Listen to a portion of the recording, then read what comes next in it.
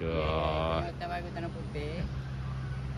Assalamualaikum, selamat pagi-pagi. Hari ini kita bersiaran di pantai anak air katanya. Ada aktiviti menarik-narik pukat katanya hari ini. Ni geng-geng muka tarik pukat. Ini hari kita bersiaran di anak air. Lokasinya pantai anak air katanya. Ada dah penunggu ni. Ni pemandangan di pagi hari ya. Di pagi hari pantai anak air.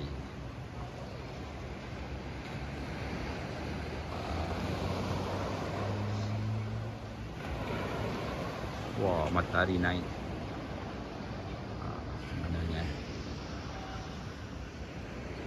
Mari.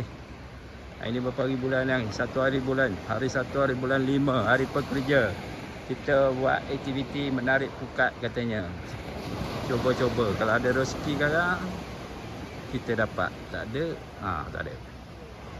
Minta-minta ada lah. Pukat baru katanya. Mari.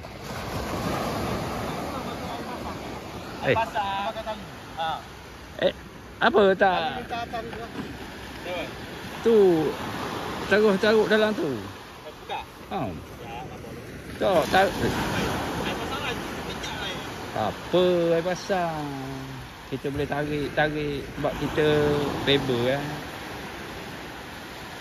Tapi ikan lawa lah. Kalau dia ada ikan ni, dia lawa. Ikan rapat. Ni. Banyak ni kuat. Tak apa, tali lebih tak apa.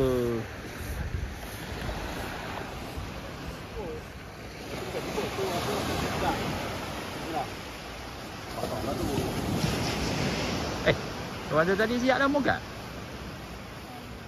Pindah? Tarik buka. Ha? Tarik juga. Dah, siap dah?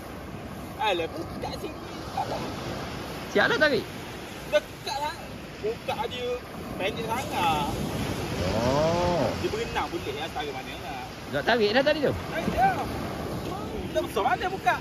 Buka pendek lah. Aku ada buka pendek. Ada bawa? Tak, aku tak bawa benda. Malah bawa banyak penat.